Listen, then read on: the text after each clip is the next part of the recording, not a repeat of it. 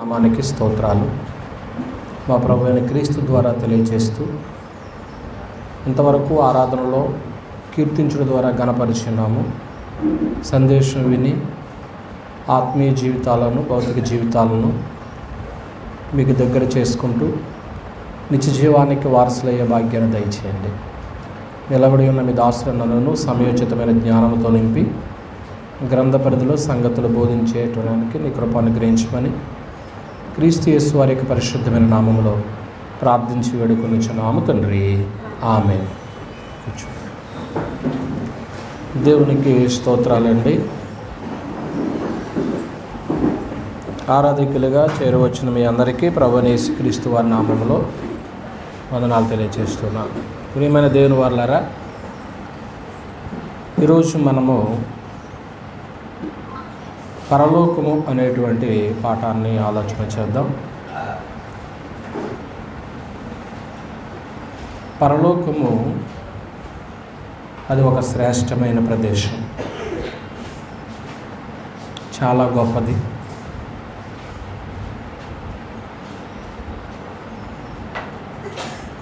ఆ ప్రదేశానికి వెళ్ళటానికి సైన్యంలో ఉన్నటువంటి ఒక సైనిక అధికారి ఒక సంవత్సరం తర్వాత ఒకవేళ ఇంటికి వస్తున్నాడు అనుకోండి, ఇష్టంతో వస్తాడు. నేను నా స్వగ్రామం వెళుతున్నాను, నేను నా సొంత ఇంటికి వెళుతున్నాను అనుకుంటాడు. అప్పుడు దాకా ఎక్కడో దూరంగా కుటుంబాన్ని విడిచి ఆర్మీలోనో లేకపోతే మరో చోట ఎక్కడో ఉంటాడు. కాబట్టి ఆ ఉత్సాహమే వేరు ఆ ఇంటికి వెళ్ళడంలో. ఇప్పుడు పిల్లలే ఉన్నారు, వీళ్ళు చదువుకుంటానికి దూరంగా ఎక్కడో మనం హాస్టల్లో పెడతాం, కాలేజీ స్టడీస్కి. సంవత్సరంలో ఎప్పుడూ సెలవులు లేవు,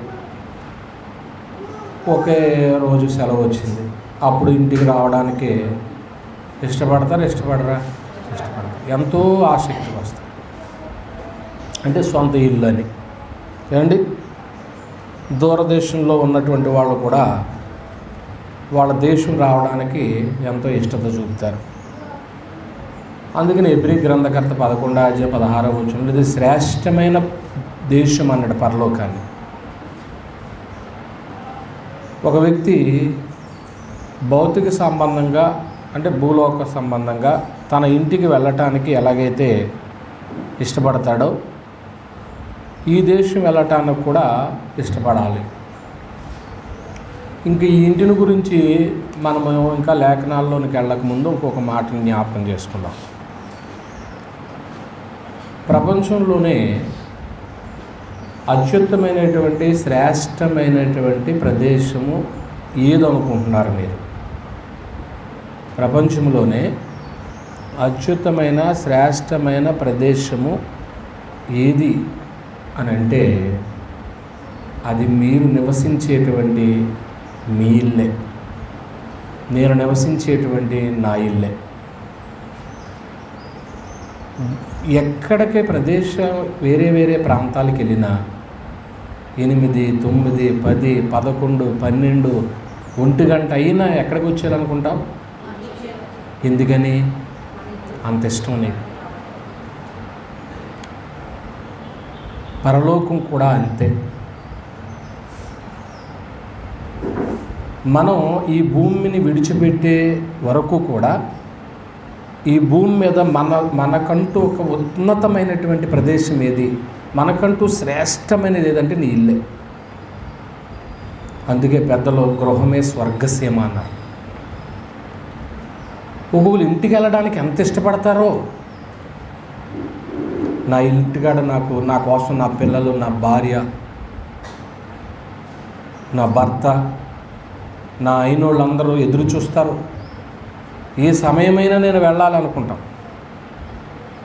భౌతిక సంబంధమైన ఇంటి విషయంలో, పరలోక విషయంలో కూడా మనకు అంత ఆసక్తి ఉండాలి. ప్రియమైన దేవుని వల్ల ఒకవేళ ఈ పరలోక విషయంలో ఒకేసారి అకస్మాత్తుగా మనకి ప్రాణం ఎప్పుడైనా పోతుంది. ఆ పోయే సమయంలో నేను పరలోకం వెళ్ళగలనా అని ఒక ప్రశ్న మనం వేసుకుంటే మన మనస్సాక్షి మనకేం సమాధానం చెప్తుంది? పాట అయితే పాడతాం, పరలోకము నా దేశమని.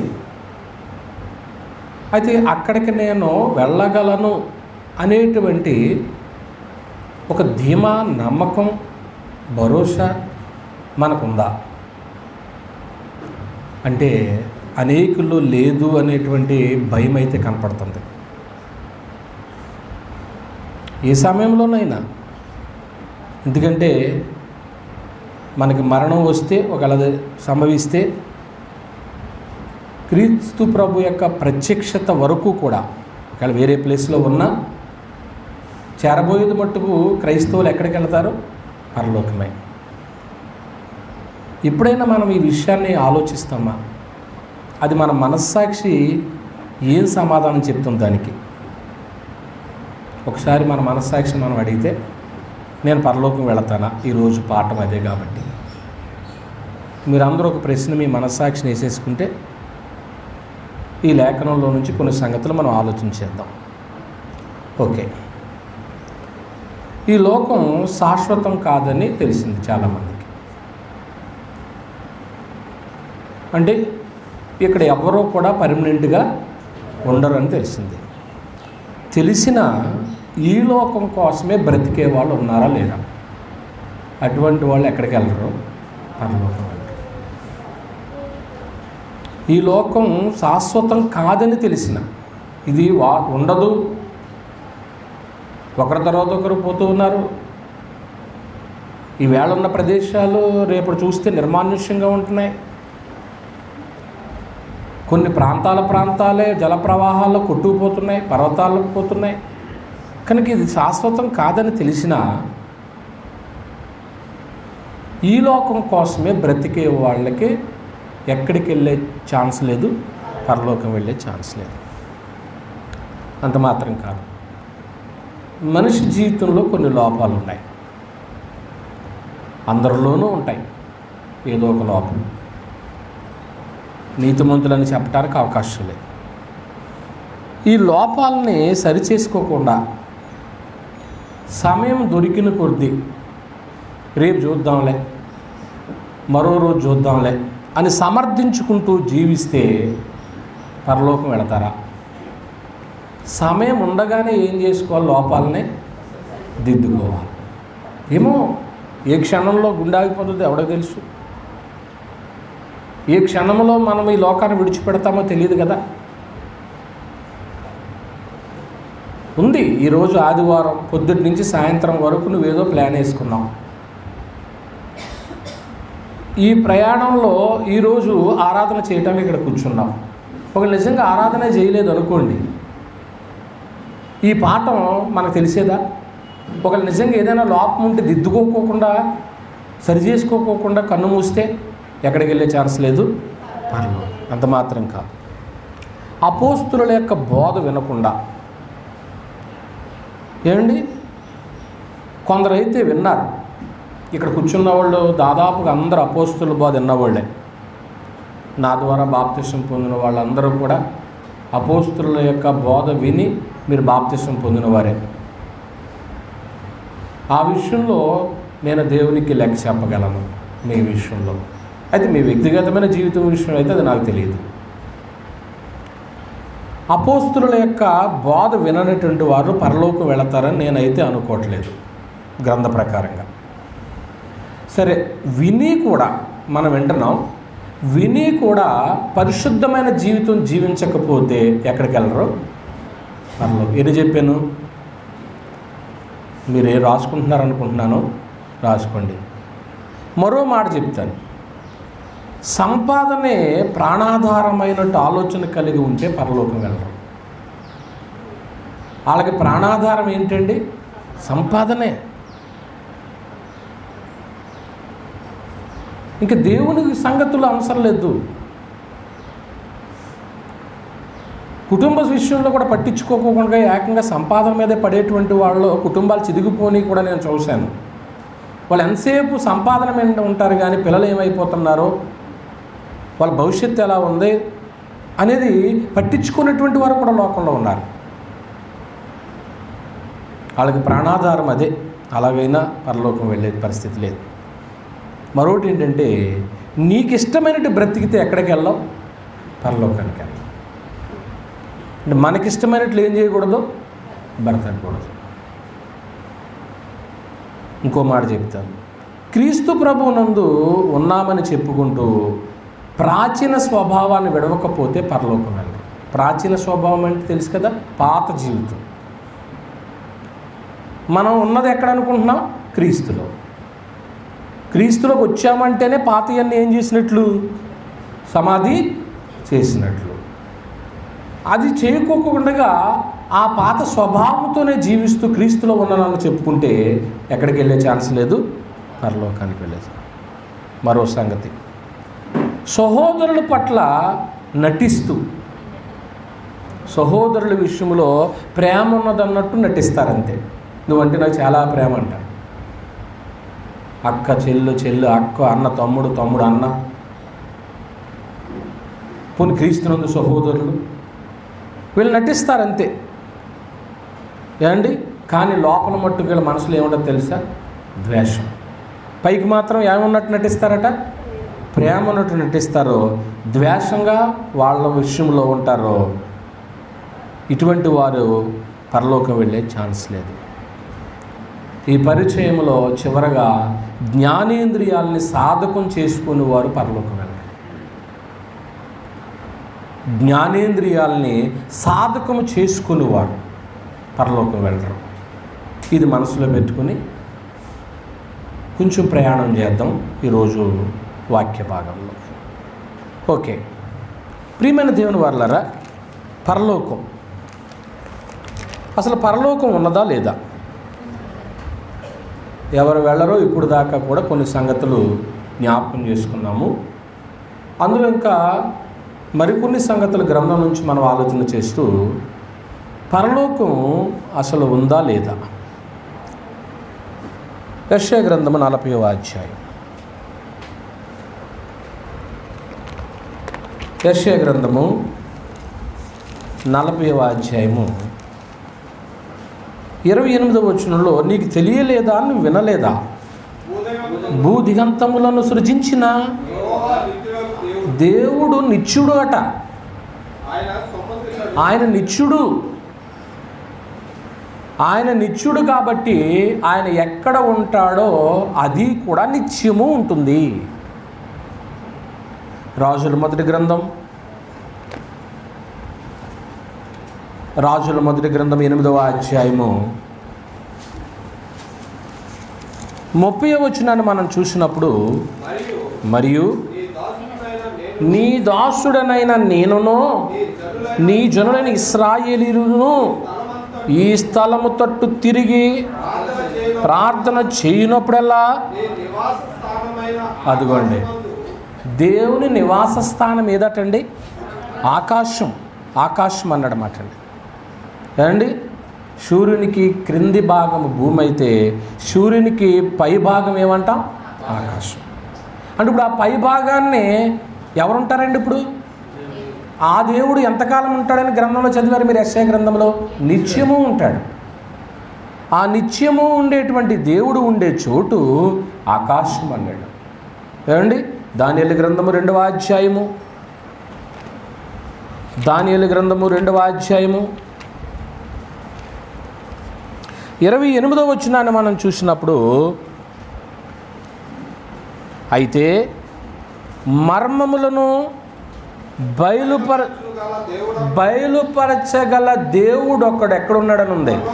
అది అంటే ఇప్పుడు దేవుడు ఉన్నాడని మనం నమ్మినప్పుడు, ఆయన నిత్యుడని మనం నమ్మినప్పుడు పరలోకం కూడా ఉందా లేదా?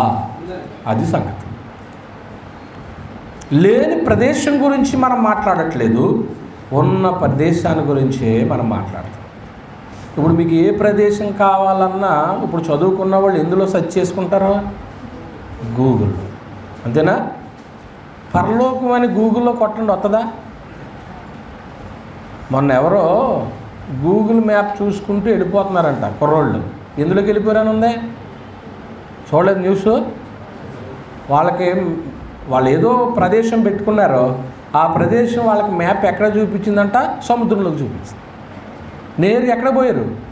సముద్రంలోకి. అక్కడ జాలర్లు ఉండబట్టి ఏంటి వీళ్ళు ఎలా పోతున్నారు ఏంటని వాళ్ళని కాపాడారు. కొన్నిసార్లు గూగుల్ మ్యాప్ పైన నిన్ను తప్పుదోవ పట్టించవచ్చు, కానీ పరలోకపు మ్యాప్ మట్టుకు నీకు ఎప్పుడు తప్పు త్రోవ చూపించదు. ప్రభు చెప్పిన మాట, నేనే మార్గము, నేనే సత్యము, నేనే జీవం. మొన్న రోజు మేము మీటింగ్కి వెళితే 10 గంటలకు మీటింగ్ అన్నారు. మేము ఇన్ టైంకి వెళ్ళాం.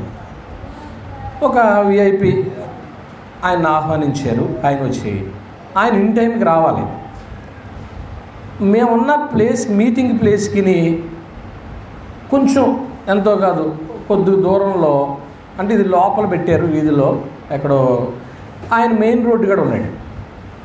అరగంట నుంచి అక్కడే తిరుగుతున్నాడంట. ఏది చూస్తూ? గూగుల్ మ్యాప్ చూస్తూ.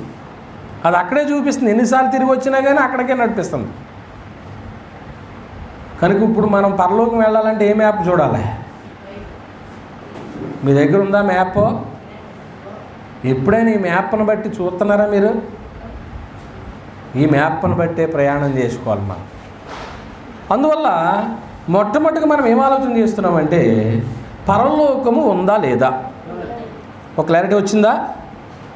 మాట్లాడండి. ఉంది. దోపచర్లు ఉందా మ్యాప్లో? క్రీస్తు ఉందా మ్యాప్లో? నువ్వున్నావో లేదో అందులో నాకు తెలియదు. అది మీకు మీరు ప్రశ్నించుకోరు. రెండో సంగతి ఏంటంటే పరలోకం ఉందనేటువంటి వాస్తవం మనకు తెలిసింది కాబట్టి పరలోకంలో ఎవరు ఉన్నారో, అది పరలోకంలో ఎవరున్నారు అసలు. కొరింథీయులకు రాసిన మొదటి పత్రిక 8వ అధ్యాయం 6వ వచనం రాసుకోండి, పక్కన రాసేసుకోండి, రెఫరెన్స్ చేసుకుని మాట రాసుకోండి. దేవుడు ఉన్నాడు. అక్కడ ఎవరున్నారండి? దేవుడు ఉన్నాడు. దాన్ని తండ్రి ఇల్లు అంటాం. అలాగే యోహాను సువార్త 14వ అధ్యాయం 1వ వచనం కూడా రాసుకోండి. ప్రభు చెప్తూ అక్కడ ఏమంటారంటే నా తండ్రి ఇంట అనేక నివాసములు అంటారు. ఎఫెసీయులకు రాసిన పత్రిక 4వ అధ్యాయం 6వ వచనం కూడా రాసుకోండి. ఓకే, అక్కడ ఇంకెవరు ఉంటారు అంటే తండ్రి ఉన్నారట. రెండోది ప్రభు అయిన యేసుక్రీస్తు వారు కూడా ఉన్నారు అక్కడే. ఎఫెసీయులకు రాసిన పత్రిక 4వ అధ్యాయము 6వ వచనము. రెండవదిగా అక్కడ ఎవరున్నారని ఈ గ్రంథం చెప్తుందంటే ప్రభు అయిన యేసుక్రీస్తుడు. దానికి కూడా రెఫరెన్సు కొరింథీయులకు రాసిన మొదటి పత్రిక 8వ అధ్యాయము 6వ వచనంలోనే కనపడుతూ ఉంటుంది. ఇంకెవరున్నారంటే అక్కడ పరిశుద్ధాత్ముడు కూడా ఉన్నాడు.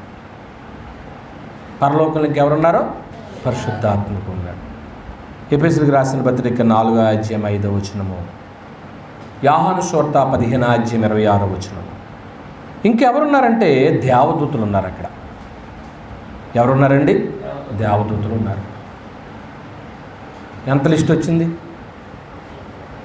దేవుడు, ప్రభువైన యేసుక్రీస్తు వారు, పరిశుద్ధాత్ముడు, దేవదూతలు. ఇప్పుడు దాకా ఎవరైనా పరలోకం వెళ్ళారా? ఎవరో వెళ్ళలేదు. ప్రభువైన యేసుక్రీస్తు వారు తప్ప ఎవరు కూడా పరలోకం వెళ్ళలేదు. కానీ పరలోకం ఉన్నదని తెలిసింది. పరలోకంలో ఎవరున్నారో కూడా మనకు తెలిసింది. అయితే పరలోకంలో ఎవరు ప్రవేశిస్తారో ఇది మూడో సంగతి. మొట్టమొదటేమో పరలోకము ఉందా లేదా, రెండోది పరలోకంలో ఎవరు ఉన్నారు, మూడోది ఎవరు ప్రవేశిస్తారు. పరలోకంలో అసలు ఎవరు పడితే వాళ్ళు వెళ్ళిపోతారా పరలోకానికి? ఏమండి, మీరు ఎప్పుడైనా చూసారా? కొందరు ఫ్లెక్స్ల మీద ఏం రాస్తారో తెలుసా? పరలోకపు పిలుపు. అంటే పిలుపు ఎక్కడి నుంచి వచ్చింది? పరలోకం నుంచి వచ్చింది. పరలోకం నుంచి వచ్చింది. నిజంగా పరలోకాల నుంచి పిలుపు వస్తే చాలా గ్రేట్ అండి. అసలు అక్కడికి వెళ్ళటానికి ఆల్రెడీ మనం ఏం చేయించుకుని ఉండాలా? పాస్పోర్ట్ చేయించుకుని ఉండాలి. మీ అందరికి పాస్పోర్ట్ ఉందనుకుంటున్నాను. అయితే అక్కడి నుంచి వీసా రావాలి. వీసా వస్తే ఏం చేయొచ్చు? మీరు ఎక్కేయచ్చు విమానం. వీసా వస్తే విమానం ఏం చేయొచ్చు? ఎక్కేయచ్చు. ప్రియమైన దేవుని వారలారా, ఆలోచన చేయండి ఎంత గొప్ప సంగతో. అంటే ఇప్పుడు పరలోకంలో ఎవరు ప్రవేశిస్తారో అని మనం ఆలోచన చేస్తే, గొర్రెపిల్ల రక్తములో తమ వస్త్రాలు ఉతుకుకొని తెలుపు చేసుకున్నవాడు. ప్రకటన గ్రంథము 7వ అధ్యాయము 13 నుంచి 14 వరకు ఆ సంగతులు ఉంటాయి. గొర్రెపిల్ల రక్తములో, గొర్రెపిల్ల అంటే ఎవరండి? ప్రభువైన యేసుక్రీస్తు వారు. ఇదిగో లోక పాపములను మోసుకొని పోవు దేవుని గొర్రెపిల్ల. అంటే పాపములన్నిటినీ కూడా, మనుషుల యొక్క పాపముల అపరాధములన్నిటినీ కూడా కడిగి వేసినటువంటి రక్తం అది. అది గొర్రెపిల్ల లాంటి క్రీస్తు ప్రభు, నిష్కలంకమైనటువంటి గొర్రెపిల్ల వంటి క్రీస్తు రక్తము చేత మీరు విమోచింపబడ్డారు అన్నాడు. అలా ఆ పాపాలను శుద్ధి చేసుకున్న వాళ్ళంట తెల్లటి వస్త్రాలు ధరించుకున్న వాళ్ళంట. కొందరు ఏంటంటే తెల్లటి వస్త్రాలు వేసుకుంటారు కానీ లోపల పాపాలు మట్టుకు ఉంటాయి. అలాంటప్పుడు ఆ వస్త్రాలు వేసుకోవాల్సిన అవసరతే లేదండి. మామూలు రంగు వస్త్రాలు వేసుకున్నప్పుడు మీరు అందరూ రంగురంగుల బట్టలు వేసుకున్నారు. కొన్ని సంఘాలు చూడండి, కొన్ని చర్చిలు చూడండి, అందరూ ఆదివారం ఏం వేసుకోవాలా? తెల్లటి వస్త్రాలే వేసుకోవాలా. ఒక నియమం పెట్టుకుంటారు వాళ్ళు. సరే, వాళ్ళు వేరే సమాచారం అనుకోండి, వాళ్ళ ఇష్టం అది. హృదయంలో పరిశుద్ధత ఉండాలి. పాపములు అనేటువంటిది ఎక్కడ కడగబడాలి? గొర్రె పిల్ల యొక్క రక్తం. అంటే క్రీస్తు ప్రభు వారు లేకుండగా ఏ నరుడికి పాపమునకు ప్రాయశ్చిత్తం జరగదు. నువ్వు ఎన్నిసార్లు గోదావరిలో మునుగొచ్చినా అందులో ఉన్న మురికి నీకు అంటుకుంటుంది తప్ప, గోదావరి చాలామంది ఏమనుకుంటారో పరిశుద్ధ జలం అనుకో. ఒకసారి ఒక గంట చూడండి, ఇప్పుడు ఈ రోజుల్లో చూడండి బాగుంటుంది. ఇప్పుడు గోదావరి ఫ్లోట్ పోగా వస్తుంది స్పీడ్గా, ఎంత డస్ట్ అంతా కొట్టుకొస్తుంది. కానీ ఈ గోదావరి, కొత్త గోదావరిలో ఏం చేస్తూ ఉంటారు అందరూ? ఎందుకని? పాపాలు ఏమవ్వాలని? పోవాలని. కొందరు ఏమంటారంటే ప్రవాహం వెళ్ళి వస్తున్న దాంట్లోనే బాప్తిస్మం ఇవ్వాలంటారు. ఎందుకంట? ఆ ప్రవాహంలో పాపాలు ఏమైపోతాయట? కొట్టుకుపోతాయి. ఏంటి పైన ఉన్నాయండి పాపాలు కొట్టుకుపోవడానికి? నీ మనసులో ఉన్నటువంటి పాపాలు ఆల్రెడీ లోన స్టోర్ చేసి ఉన్నావు. దానికి ఎంత మందు వేయాలి ఈ మనసుకి? అప్పుడు కానీ అవి పోవు. ప్రియమైన దేవుని వారలారా, ఏమండి? క్రీస్తు ప్రభు వారి యొక్క రక్తమే మనిషి యొక్క పాపములకు ప్రాయశ్చిత్తము జరుగుతుంది. ఎందుకంటే ఆయన ఏ పాపము చేయనటువంటి దేవుడై ఉండి దేవుని కుమారుడుగా మన నిమిత్తము రిక్తుడిగా తన్ను తాను తగ్గించుకుని ఈ లోకానికి వచ్చాడు. అలాగొచ్చి తగ్గించుకుని వచ్చాడని తక్కువగా చూడకూడదు. ఆయన స్థాయి వేరు. నీ కోసం నా కోసం తగ్గించుకున్నాడు. కొందరు ఎన్నున్నా కానీ ఎలా ఉంటారండి? తగ్గించుకుని ఉంటారు. ఎందుకని? వాళ్ళకి ఏది లేక ఉంది. ప్రభువుకి అన్నీ ఉన్నాయి. అసలు ఈ లోకంలోనూ ఆయన కలిగి ఉన్నదంతా ఎవరి వల్ల కలిగిందన్నాడు? క్రీస్తు ప్రభు వారే. అంతగా కలిగించిన ఆయనకి బంగారం ఎక్కడ ఉంటుందో తెలుసు, వెండి ఎక్కడ ఉంటుందో తెలుసు. నువ్వు వెళ్ళి సముద్రంలోనికి వెళ్ళి గేలం వెయ్యి, చేప పడుతుంది, చేప నోటిలో నాణ్యం ఉంటుంది అని ఎక్స్పీరియన్స్ ఉన్నటువంటి పేతురికి తెలిసిందా? యేసుకు తెలిసిందా? రోజు చేపలు పట్టేది యేసు ప్రభు పేతురా? మరి యేసు ప్రభుకి ఎలా తెలుసు? తెలుసు. ఆయనకి సమస్తము తెలిసినా కానీ వేటి మీద ఏం పెట్టలేదు, మనసు పెట్టలేదు. అంటే అసలు ఇల్లు అది అని ఆయన ఈ లోకంలో బ్రతికాడనమాట. కనుక అటువంటి క్రీస్తు ప్రభు వారి యొక్క నిజంగా నీటి బొట్టు కూడా చివరి నీటి బొట్టు వరకు కూడా దారపోసాడు. కాబట్టి రండి మీ పాపాలను కడుక్కోండి. యేసు రక్తం ప్రతి పాపం నుంచి మనల్ని ఏం చేస్తుంది అన్నాడో విడుదల చేస్తుంది. ఆయన రక్తం లేకపోతే ప్రతి ఆదివారం ఎందుకు తీసుకుంటున్నారు రక్తం? ప్రతి ఆదివారం ఎందుకు తింటున్నారు ఆయన శరీరము? ఒక మంచి భోజనం ఇది. మన శుక్రవారం చెప్పాను నేను, అక్కడ క్రీస్తు ప్రభుతో కలిసి భోజనం చేయడానికి చాలామందికి ఇష్టం ఉండలేదు. అంటే ఆరాధనకు నువ్వు రాలేకపోతున్నావంటే ఆయన రాజ్య భోజనం మీద నీకు ఇష్టం లేదన్నమాట. క్రీస్తు ప్రభు వారు ప్రక్కన కూర్చుని నీతో పాటు ఆరాధన చేస్తున్నాడంటే, ఆయన రాజ్య భోజనము నీతో పాటు తింటున్నాడంటే నువ్వు తినడానికే అంటే నీ లెవెల్కి సరిపోవట్లేదా ఆయన? నీ స్టేటస్కి సరిపోవట్లేదా ఆయన? మరి ఎందుకు ఆరాధన మిస్ అవుతున్నావు? ఎందుకు రాజ్య భోజనం మానేస్తున్నావు? గుర్తుపెట్టుకోవాలి. అందువల్ల ఎవరి పాపములైతే గొర్రెపిల్ల వంటి క్రీస్తు రక్తంలో కడుక్కుని తెలుపు చేసుకుంటారో వారు మాత్రమే ఎక్కడ ప్రవేశిస్తారో? పరలోకంలో ప్రవేశిస్తారన్నమాట అండి. అంటే దాని అర్థం ఏంటంటే ఆత్మీయ పరిశుద్ధత. అదే కదా, శరీర పరిశుద్ధత, ఆత్మీయ పరిశుద్ధత. ఆత్మశుద్ధి కలాలి. చెప్పండి, హృదయ శుద్ధి గలవారు ధన్యులు, వారు దేవుణ్ణి ఆదివారం సాయంత్రం 11:30కి చూసేదరు. ఉందా? చాలామంది దేవుణ్ణి రాత్రులు చూడట్లేదా? మేము ఎవరిని చూసి వచ్చామంటారు? దేవుని ఎక్కడికి వెళ్ళి చూసి వచ్చారు వీళ్ళు? పరలోకి వెళ్ళారా లేకపోతే ఆయన ఇక్కడికి వచ్చేసాడా? దేవుడు ఎప్పుడు కూడా తన స్థాయిని తగ్గించుకుని లోకానికే రాలేదండి. అది భవిష్యత్తు చెప్పాడు. అది హృదయ శుద్ధి గలవారు ధన్యులు, వారు దేవుణ్ణి చూచెదరు. ఫ్యూచర్ టెన్స్ అది భవిష్యత్తులో చూస్తారు. మనం కూడా చూస్తాం.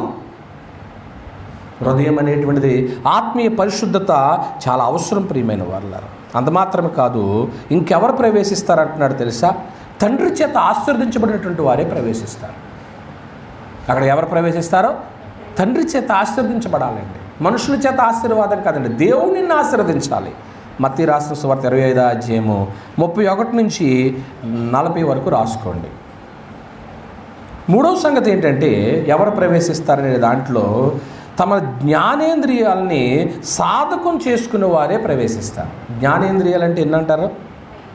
కళ్ళు, ముక్కు, చెవులు, నాలుక, దేహం. అంతేనా? చర్మది దేహం. ఇప్పుడు ఈ 5 అండి, 4 జ్ఞానేంద్రియాలు. వీటిని ఏం చేస్తూ ఉండాలట? సాధకం, ఎక్సర్సైజ్ చేస్తూ ఉండాలి. వీటిని సాధకం చేయకపోతే మనము ఎక్కడికి వెళ్ళే ఛాన్స్ లేదు, పరలోకంకి వెళ్ళే ఛాన్స్ లేదు. ఎలాగ అనుకోవాలంటే దీన్ని సాధకం చేసే విషయంలో చెప్దాం. ఒకసారి మార్కు సువార్త చదువుదాం. మార్కు రాసిన సువార్త 9వ అధ్యాయం. మార్కు రాసిన సువార్త 9వ అధ్యాయము 43. నిన్ను అభ్యంతరపరిచిన ఎడల అంటే దీన్ని ఎక్సర్సైజ్ చేయకపోతే ఇది నీ మాట వినేలాగా లేదు అని దేహాన్ని ఎందుకు రోజు నడుస్తూ వాకింగ్ చేస్తూ ఎక్సర్సైజ్ చేస్తున్నారంటే దీన్ని లోపరచాలని, దీన్ని కంట్రోల్లో పెట్టుకోవాలని. నోరు సాధకం చేయకపోతే వ్యర్థమైన మాటలు కూడా ఏం చేద్ది? ఇది మాట్లాడితే వీపు విమానం మోత ఎక్కిపోద్ది. వ్యర్థమైన మాటలు మాట్లాడారనుకోండి ఏం చేస్తారు? పిల్లల్ని కొట్టరా?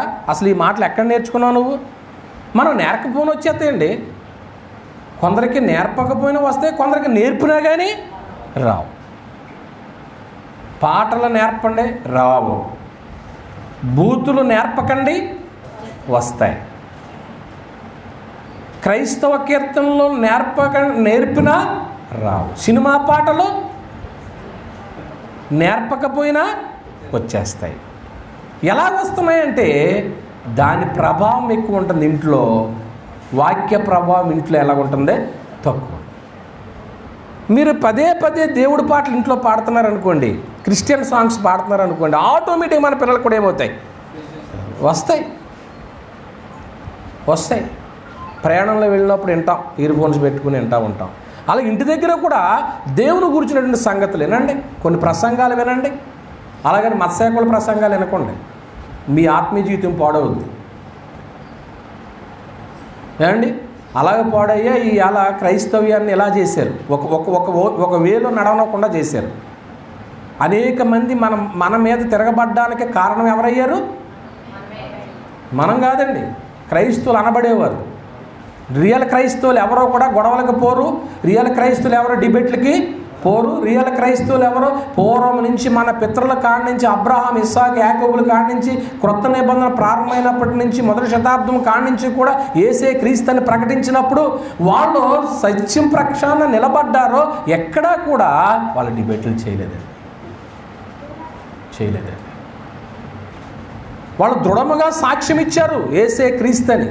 కాకపోతే సత్యం చెప్పినందుకు ఏం చేశారు? వాళ్ళని హింసించారు. సత్యం చెప్పినందుకు కొరడా దెబ్బలు కొట్టారు. ఈవేళ మనం సత్యం చెప్పుకుంటే ఆ పరిస్థితులు లేవండి. నిజంగా దేవుడు ఎంత మేలు చేశాడంటే మనకే, మీ గ్రంథం మీరు చెప్పుకోండి అంటున్నారా లేదా కొందరు. అంటే మీ గ్రంథం మీరు చెప్పుకున్నప్పుడు మీకు ఏ సమస్యలు రావనే కదా అని అర్థం. ఇప్పుడు శాస్త్రులు, పరిసయ్యులు వీళ్ళందరికీ ఎందుకు కోపం వచ్చిందండి యేసుక్రీస్తు వారి మీద? ఆయన దేవుని కుమారుడని చెప్పుకుంటే వాళ్ళు నమ్మిన ధర్మశాస్త్రంలో ఏముందో తెలుసా?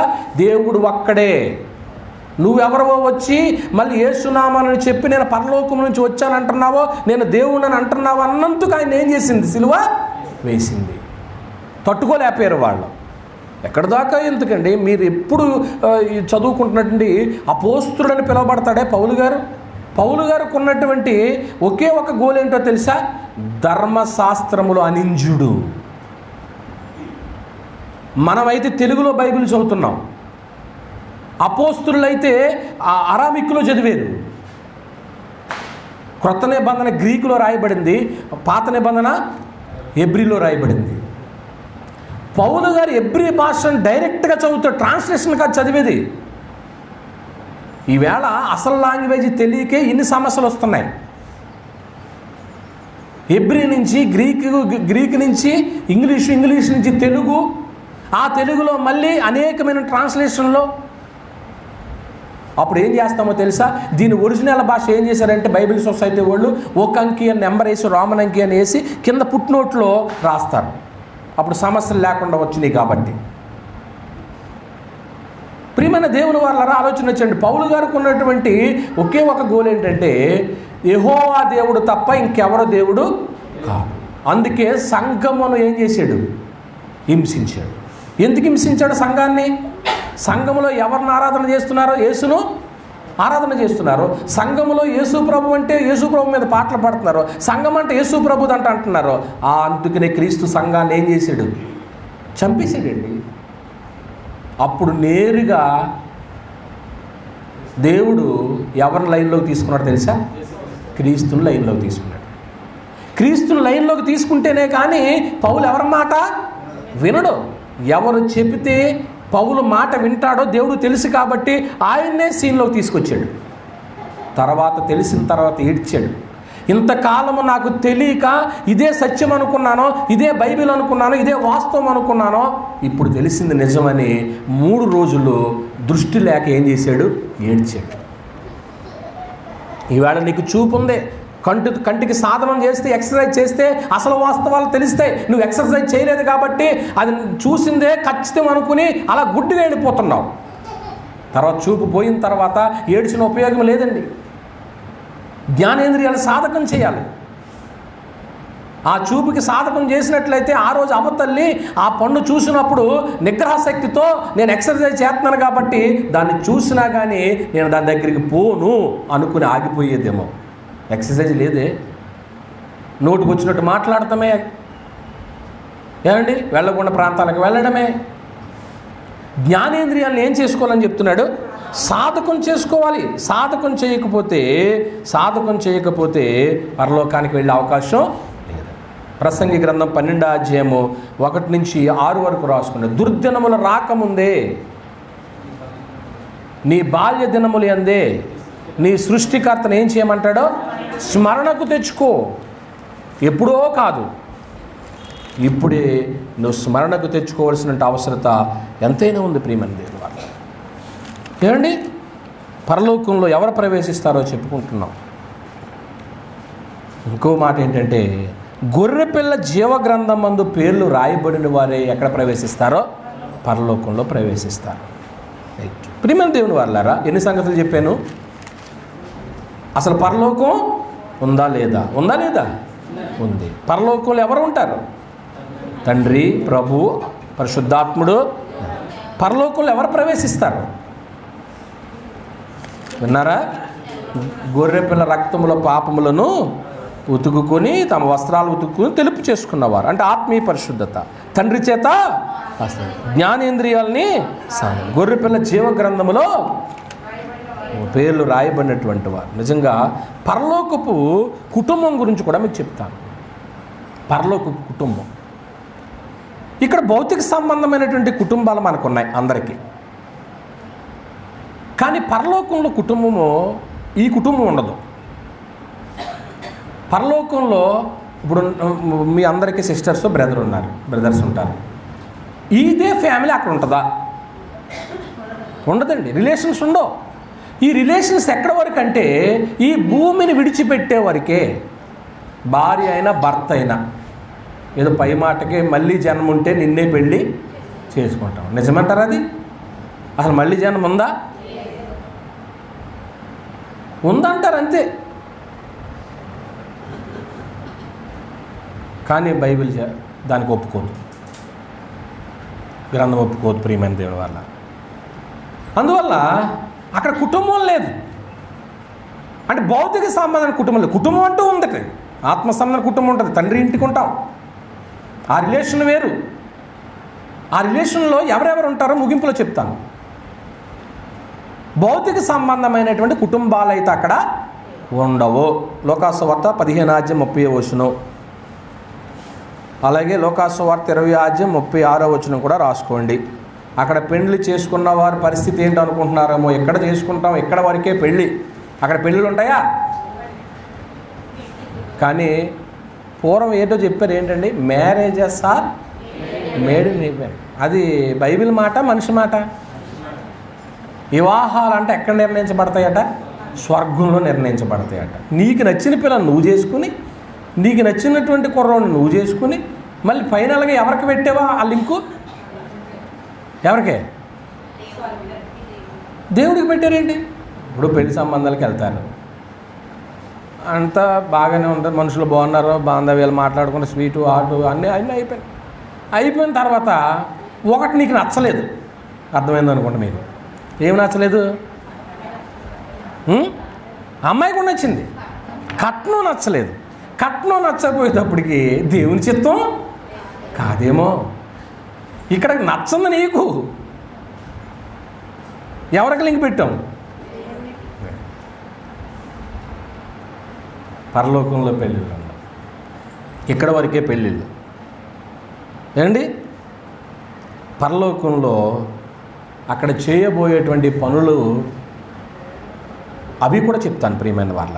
అది చెప్పే ముందు ఎవరి పేర్లు ఉండవో ఓ సంగతి చెప్పి అక్కడికి వెళతాను. ఫ్యామిలీ గురించి చెప్పాను. ఇప్పుడు పరలోకంలో ఎవరు పేర్లు ఉండవు అని మనం ఆలోచన చేస్తే నిర్గమాకాండము 32 32 నుంచి 33 వరకు రాసుకోండి. ఎవరైతే దేవుని ఎదుట పాపం చేస్తారో వారి పేర్లు తుడిచేస్తాడు అతను. పేరు లేకపోతే ఎందులో ఉండరండి? లిస్టులో పేరు లేకపోతే పరలోకంలో ఉండే ఛాన్సు లేదు ప్రియమైన వాళ్ళారా. దేవుని ఎదుట పాపం చేసినప్పుడు అంత మాత్రం కాదు. ప్రకటన గ్రంథము 21 27 నిషిద్ధమైనది జరిగించిన వాళ్ళు, దేవునికి ఇష్టం కంది నిషిద్ధమైనది చేస్తున్నాం అనుకో, అక్కడికి వెళ్ళకూడదు అన్నాడు అనుకో, దేవుడు మానే తినొద్దు అన్నాడు అనుకోండి, ఆ పూట మానేద్దాం. అది కూడా జరిగిస్తే పరలోకం పోగొట్టుకుంటాం. ఏమండి? 3వది, మనుషులు ఎదుట సిగ్గుపడే వాళ్ళ పేర్లు ఉండవండి పరలోకంలో. చాలామంది మనుషులు ఎదుట సిగ్గుపడతారు. అంటే దాని అర్థం ఏంటండి? ఎందుకు సిగ్గుపడతారు చెప్పండి? దేవుని ఒప్పుకుంటానికి ఏం చేస్తారో అది సంగతి. అందుకని ప్రభు ఏం చెప్పాడు తెలుసా? మనుషులు ఎదుట ఎవరైతే నన్ను ఒప్పుకుంటారో పరలోకమున్న నా తండ్రి ఎదుట నేను వానిని. అంటే ఇక్కడ సిగ్గుపడద్దు నువ్వు దేవుని ఎదుట. నేను దేవుని బిడ్డనని చెప్పుకుంటాను, నీ సిగ్గేటమ్మా. రైట్, నేను చర్చికి వెళ్తానండి, నేను క్రైస్తవురాలనండి, ధైర్యంగా చెప్పుకోవాల్సిన అవసరం ఉంది. మత్తయి సువార్త 10వ అధ్యాయము 32వ వచనమండి. 4వది, క్రీస్తు ప్రభు సంఘంలో లేని వాళ్ళు పరలోకం వెళ్ళరండి. ఇక్కడ మీరు అందరు క్రీస్తు సంఘంలోనే ఉన్నారా? అయితే మీకు అందరికీ ఎక్కడికి ఛాన్స్ ఉంది? మత్తయి సువార్త 16వ అధ్యాయం 18వ వచనం రాసుకోండి. 4 చెప్పాను. 5వది, అన్యాయపు సిరి వలన స్నేహితులను సంపాదించుకున్నవారు. లోకాసు వార్త తీయండి, 16వ అధ్యాయం తీయండి. లోకాసు వార్త 16వ అధ్యాయం తీసుకున్నారా? ఓకే. ఇక్కడ సందర్భం ఏంటంటే, ఒక ధనవంతుడు తన గృహ నిర్వాహకుడికి ఆస్తిని అప్పగించి వెళ్ళాడు. ఎన్నో వచనంలో ఉంది అక్కడ? 8, అన్యాయస్తుడైన గృహ నిర్వాహకుడు యుక్తిగా నడుచుకొనినని వాని యజమానుడు వానిని మెచ్చుకొనెను. ఏం చేశాడని మెచ్చుకున్నాడు. ఇక్కడ ఏం చేశాడట చూడండి, అక్కడ ఉంటుంది 16 మొదటి నుంచి. మరియు ఆయన తన శిష్యులు తిట్లెను, ఒక ధనవంతుని యొక్క ఒక గృహ నిర్వాహకుడు ఉండెను. వాడు అతని ఆస్తిని పాడు చేయుచున్నాడని అతని యొద్ద వాని మీద నేరము మోపడు. అతడు వాని పిలిపించి, నిన్ను గూర్చి నేను వినుచున్న ఈ మాట ఏమిటి? నీ గృహ నిర్వాహకుడు లెక్క అప్పగించు. నీవు ఇక మీదట గృహ నిర్వాహకుడు ఉండవల్ల కాదని వానితో. ఆ గృహ నిర్వాహకుడు తనలో తాను, నా యజమాని గృహ నిర్వాహకు పనిలో నుండి నన్ను తీసివేయను కనుక నేను ఏమి చేతును? కష్టపడి పని చేయలేను కాబట్టి, భిక్షమెత్తలేను కాబట్టి నన్ను ఈ గృహ నిర్వాహకు పని నుండి తొలగించినప్పుడు వారు నన్ను తమ ఇండ్లలో చేర్చుకున్నట్లు ఏమి చేయవలనో నాకు తెలియను అనుకుని తన యజమాని రుణస్తులు ఒక్కొక్కని పిలిపించి, నీవు నా యజమానికి ఎంత అచ్చి ఉన్నావని మొదట వారిని అడిగాను. వాడు 100 మణుగుల నూనె అని చెప్పగా, నీవు నీ చీటీ తీసుకుని త్వరగా కూర్చుండి 50 మణుగులను వ్రాసుకోమని వానితో చెప్పాడు. ఇదంతా ఎవరు చూడలేదు? యజమాని చూడట్లేదు. యజమాని ఆస్తి మీద ఇతను ఎవరో మేనేజర్ ఏం చేస్తున్నాడో కొంచెం అవకతవకలో చేస్తున్నాడు. తరువాత వాడు, నీవు ఎంత అచ్చి ఉన్నావని మరి ఒకరిని అడుగగా, వాడు 100 తూముల గోధుమలని చెప్పినప్పుడు వానితో, నీవు నీ చీటి తీసుకుని 80 తూములను రాసుకోమని చెప్పాను. అన్యాయస్తుడైన ఆ గృహ నిర్వాహకుడు యుక్తిగా నడుచుకునని వాని యజమానుడు వాడిని ఏం చేశాడు? న్యాయంగా చేశాడు, అన్యాయం చేశాడు? ఇక్కడ మీరు చెప్పండి. ఒక ధనవంతుని ఆస్తి మీద ఒక మేనేజర్ని పెట్టాడు. ఆ మేనేజర్ ఏం చేస్తున్నాడో డబ్బుని న్యాయంగా ఖర్చు పెట్టట్లేదు. ఈ వార్త ఎవరికి తెలిసింది? యజమానికి తెలిసింది. ఇప్పుడు ఈ మేనేజర్ని పోస్ట్లో నుంచి ఏం చేయాలనుకున్నాడు? తీసేయాలనుకున్నాడు. అప్పుడు ఆ మేనేజర్ ఏం చేశాడు? ఎవరి దగ్గర అయితే యజమానికి రుణస్తులు ఉన్నాడో ఆ రుణస్తుని త్వరగా సీటీ తెమ్మని అందులో తగ్గించి ఏం చేశాడు? రాశాడు. అంటే ఇప్పుడు ఇతను మేలు చేశాడా, కీడు చేశాడా యజమానికి?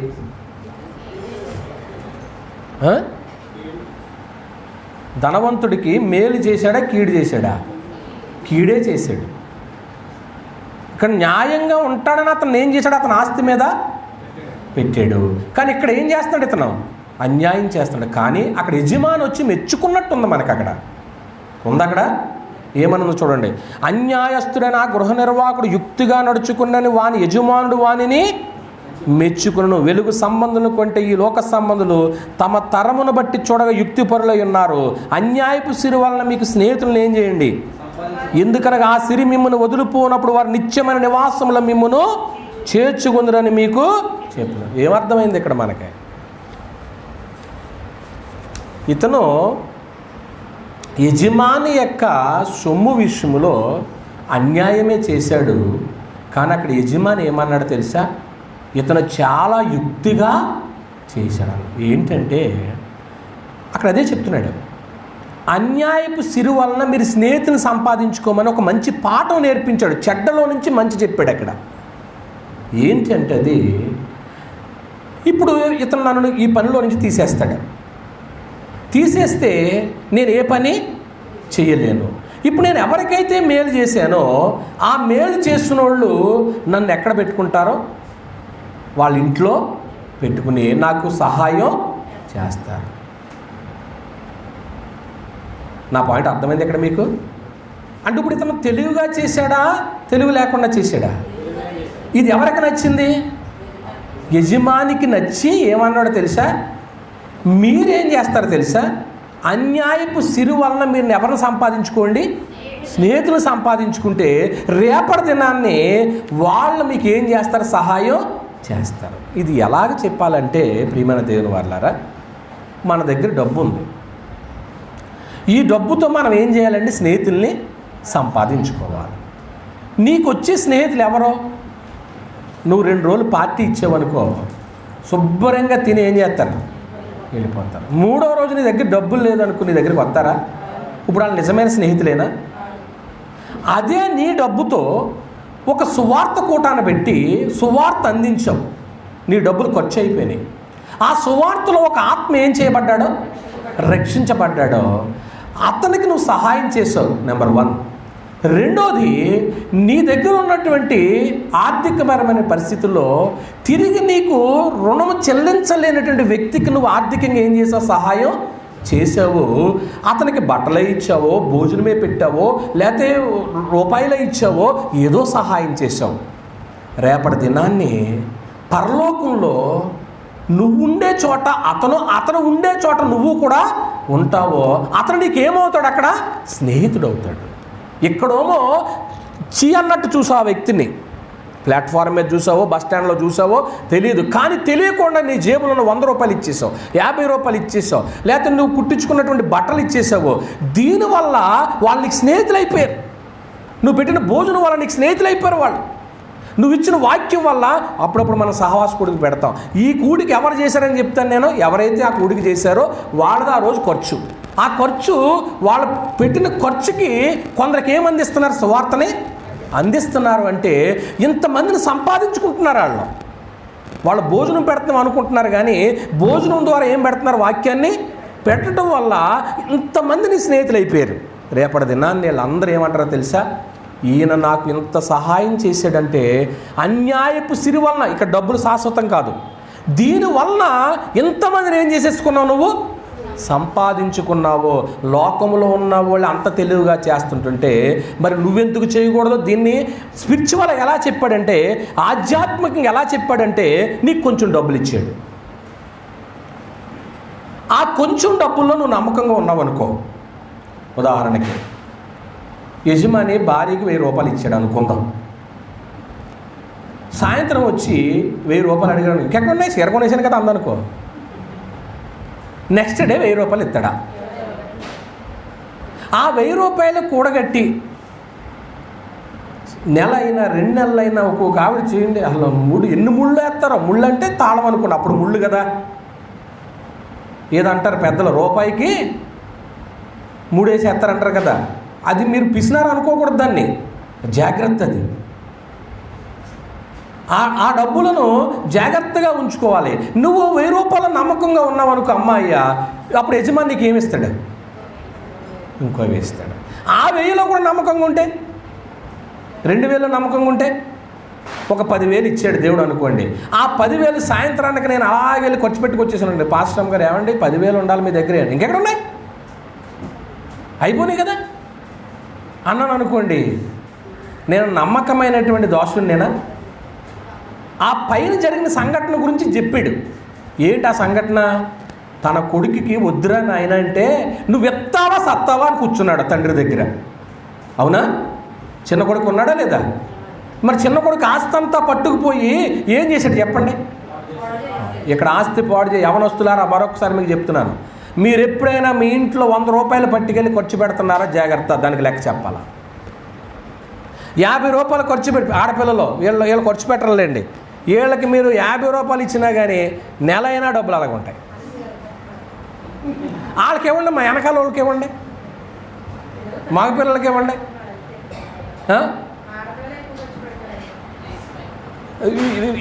రేపు సాయి, అలాగే రాజు, తరుణ్, జెస్సీకి మీరు ఏం చేస్తారంటే ఒక 50 రూపాయలు ఇచ్చి చూడండి. ఆదివారం ఇచ్చి చూడండి. అవును, ఇచ్చి చూడండి. నేను ఒకరోజు అడుగుతాను, ఎప్పుడు అడుగుతానో తెలియదు. వీళ్ళని అడగలేండి, వీళ్ళు ఖర్చు పెట్టరు. వీళ్ళకి ఏం ఖర్చులు ఉంటాయి? ఏదైనా ఒకవేళ ఆడపిల్లలు కాబట్టి ఆ ముక్కుకో చెవుకో ఏదో కొనుక్కుంటారు, అంతకు మించి ఏముంటుంది? ఆ ముక్కు చెవులు కూడా మీరు జ్ఞానేంద్రియాన్ని సాధకం చేయండి అమ్మా. సాధకం చేయకపోతే మళ్ళీ నరకంలో పోతారని ముందు పాయింట్లోనే చెప్పాను మీకు. జాగ్రత్తగా, చాలా డబ్బుల విషయంలో మీకు ఎన్నో మరి పదే చెప్తున్నాను. నేనైతే ఆ విషయంలో నా లోపల నేను చెప్పుకుంటాను. నేను డబ్బుల విషయంలో జాగ్రత్తగా ఉన్నాను. ఆ విషయంలో నేను తీసుకోను. నేను అసలు దాని జోలికి పోకూడదు. మీరు చాలా జాగ్రత్తగా ఉండండి డబ్బుల విషయం. దేవుడు లెక్క అడుగుతాడండి. ఇదిగో నీకు ఇల్లు ఇచ్చాను, రోజుకి ఎన్నిసార్లు శుభ్రం చేస్తున్నావు? నేను వీళ్ళ ఇంట్లో ప్రతి వారం టిఫిన్ చేస్తాను. చూసినప్పుడు నాకు ముచ్చటేస్తుంది. పాస్టర్ గారు కూడా అంటారు, చక్కగా చూడముచ్చటగా ఉంటుంది. ఏమండి 20 ఏళ్ళ టాటర్ దాశారు వాళ్ళ ఇంట్లో. టాటర్ అయినా కారు చిన్నపిల్ల అప్పుడు 15 ఏళ్ళ క్రితం కారు దాశారు. చక్కగా కనపడే, అన్నీ నీట్గా కనపడతాయి. అలాగని మీ ఇళ్ళల్లో ఉండట్లేదని నేను అనట్లేదు. దేవుని స్తోత్రం, అలా చేసుకోండి. ఒక వస్తువు ఉందంటే దాన్ని శుభ్రంగా ఉంచుకోండి. నీకు 1,00,000 రూపాయలు దేవుడు ఇచ్చాడు. ఆ 1,00,000 రూపాయలని జాగ్రత్తగా ఖర్చు పెట్టు. నువ్వు ఎంత ఖర్చు పెట్టావో దేవుడు ఏం చేస్తాడు? లెక్క అడుగుతాడండి. దేనికి ఖర్చు పెట్టావో.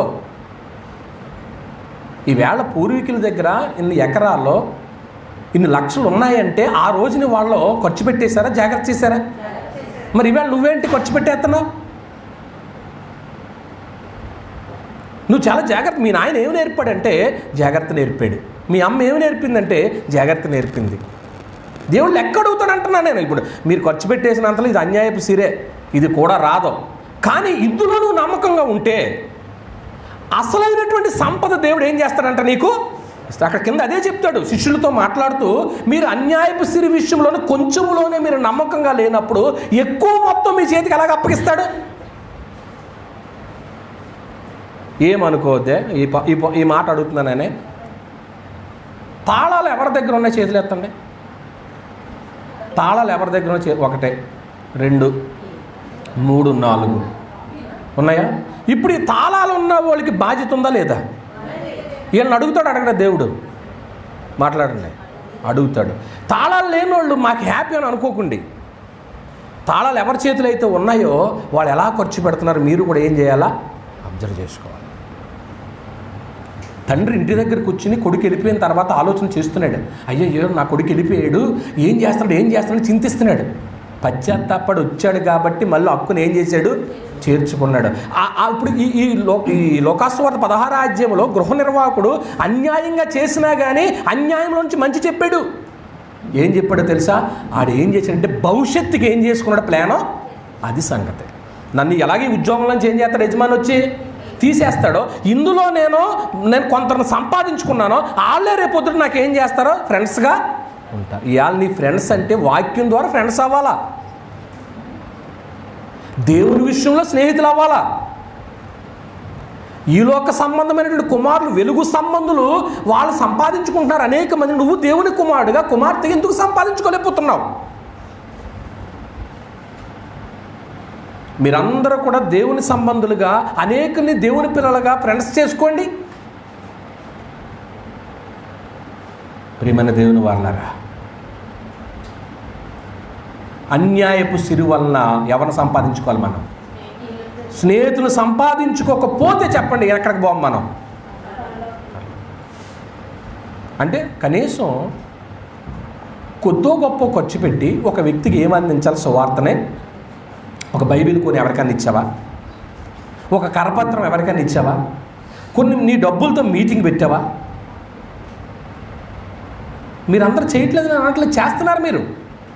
అంటే ఇప్పుడు మీరు ఏం చేస్తున్నారంటే కొందరిని స్నేహితులుగా ఏం చేసుకుంటున్నారు? సంపాదించుకున్నారంటే మీరు తెలుగుగానే నడుస్తున్నారు.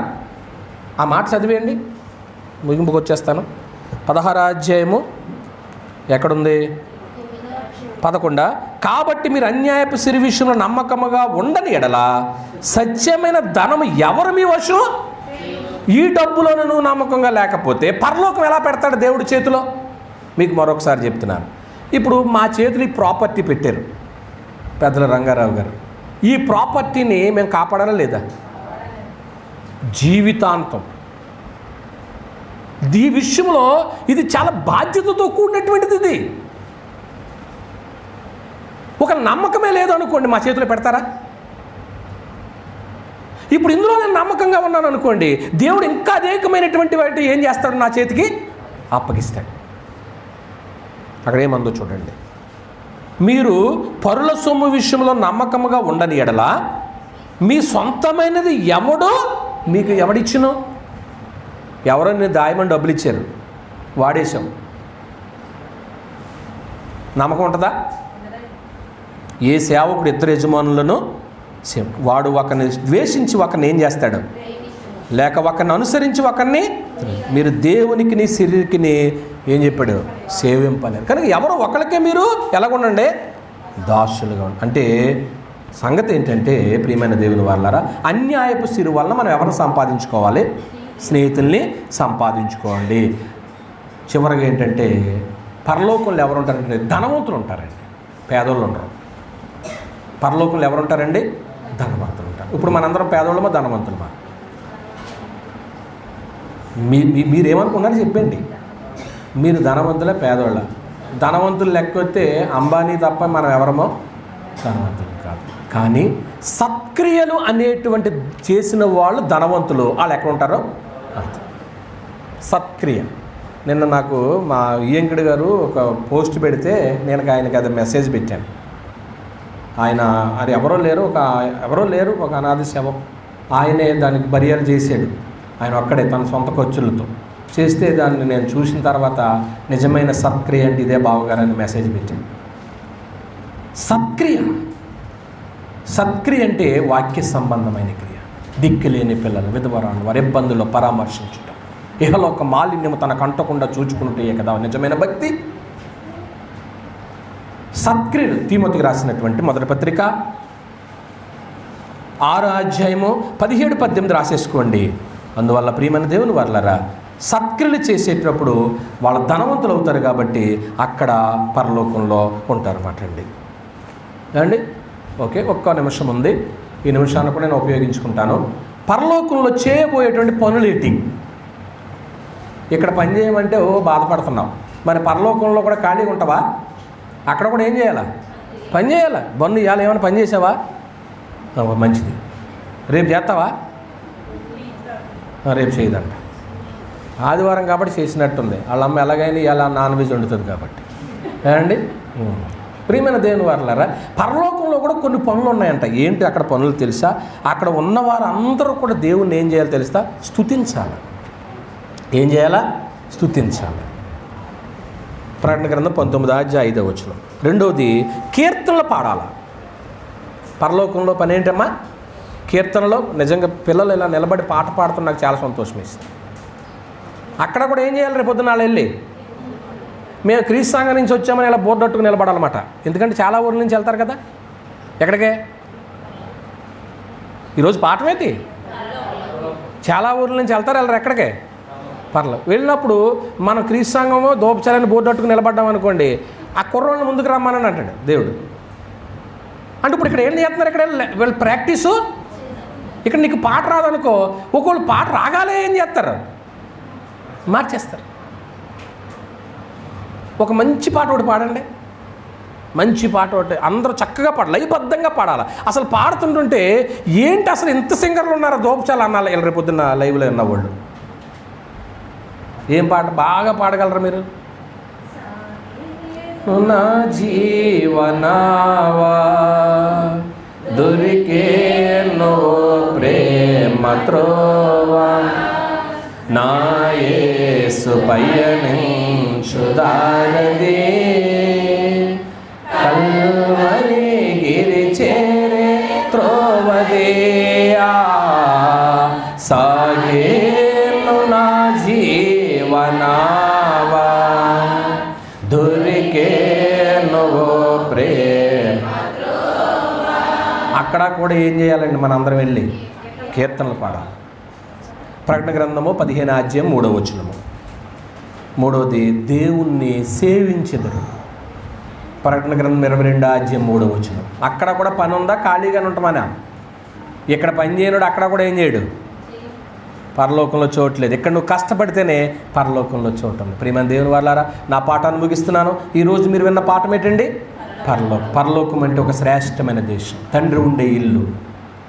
ఒక విద్యార్థి కళాశాల నుంచి వచ్చినప్పుడు తన ఇంటికి రావడానికి ఎంత ఇష్టపడతాడో, ఒక సైన్యాధిపతి తన ఇంటికి రావడానికి ఎంత ఇష్టపడతాడో, ఒక దేశం నుంచి తన సొంత దేశానికి రావడానికి ఒక వ్యక్తి ఎలాగైతే ఇష్టపడతాడో, అసలు ఊరు మన పరలోకము.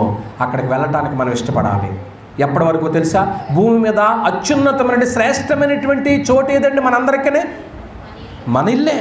ఎప్పటిదాకా అది? ఈ భూమిని విడిచిపెట్టి. ఈ భూమి విడిచిపెట్టిన తర్వాత అత్యుత్తమైనటువంటి శ్రేష్టమైనటువంటి ఇల్లు ఏదై ఉండాలి మనకే? ఆ పరలోకం వెళ్ళటానికి ఎవరు వెళతారో చెప్పాను, అక్కడ ఏముంటుందో చెప్పాను, ఏం చేస్తే వెళతారో చెప్పాను, ఇంకేం చెప్పానమ్మా? ఎవరో ప్రవేశించరో కూడా చెప్పాను. మీరందరూ కూడా అమ్మా అక్కడ చేయబోయే పనులు కూడా చెప్పాను. ఇంకా అనేకమైన సంగతులు ఉన్నాయి. పరలోకం గురించి ఒక రోజు అవదండి, అవదు.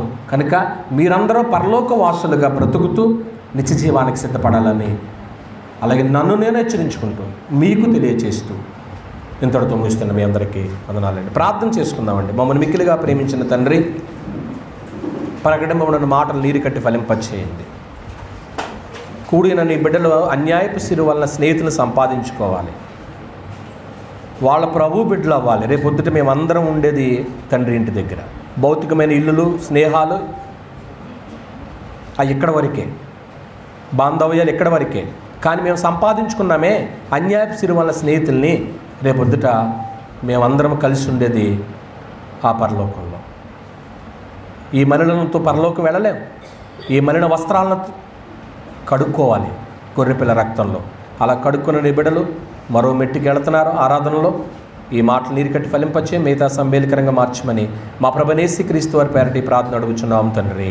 ఆమేన్. అందరికీ వందనాలు.